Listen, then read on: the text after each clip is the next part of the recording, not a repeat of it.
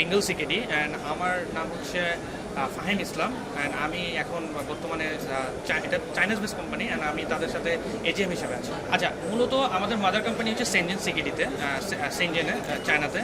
So আমাদের total কোম্পানিটা হচ্ছে বেসড অন লেজার।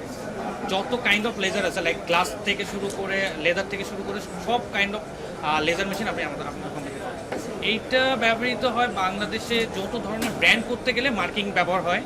কাটিংয়ের ক্ষেত্রে আমাদের লেজার কাটিং আছে এবং ওয়েল্ডিংয়ের ক্ষেত্রে আমাদের লেজার ওয়েল্ডিং আছে।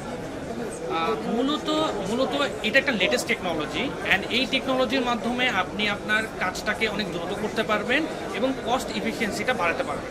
দেখা যাচ্ছে যে আপনি বর্তমান যে মেশিনটা ইউজ করছেন তার থেকে 10 টাইমস বেটার হবে হচ্ছে আপনি যদি এই মেশিনটা নেন, কারণ আপনার কস্ট মিনিমাইজ করতে পারবে and at the same time আপনার প্রোডাকশনটা বাড়ায় দিতে পারবে। আচ্ছা, আমরা এখনও ম্যানুফ্যাকচারিংয়ে যাইনি, বাট আমাদের খুব শীঘ্রই আমরা বাংলাদেশে ম্যানুফ্যাকচারিংয়ে যাব। বাট আপাতত আমরা যে জিনিসটা করছি, আমাদের মাদার কোম্পানি থেকে মেশিনটাকে ইম্পোর্ট করছি। আচ্ছা, সেই ক্ষেত্রে আমরা এখনও যেহেতু আমাদের মেশিনটা, আমরা শুধুমাত্র মেশিন ম্যানুফ্যাকচারার, বাট এইখানে কিন্তু অনেক ধরনের ইকুইপমেন্ট ইউজ করা হয়, সেগুলো আমরা স্টেডি করে থাকি। সেই স্টেডিটা হুইচ ইজ লাইক আমরা বিভিন্ন কোম্পানি থেকে আমাদের লেজার সোর্স, আমাদের যে ইকুইপমেন্টগুলো আছে এগুলো নিয়ে আমরা কম্বাইন করে আমরা মেশিনটা বানানো হচ্ছে। তো সেই ক্ষেত্রে আমরা তাদের সাথে এখনও আলোচনাটা ওইভাবে কমপ্লিট করতে পারিনি। সো খুব শীঘ্রই আমরা এটা নিয়ে কাজ করছি। তাদের সাথে আমাদের স্টেডিটা নিয়ে যদি আমাদের আসলে ডিলটা কনফার্ম হয়, তাহলে আমরা অবশ্যই বাংলাদেশের ম্যানুফ্যাকচারিংয়ে যাব। জি, অবশ্যই বাংলাদেশের এমন কোনো কোম্পানি নাই যে যাদের মার্কিংয়ের ব্যাপারে মার্কিং মেশিন লাগবে না। কেননা প্রতিটা কোম্পানির ব্র্যান্ডিং প্রয়োজন।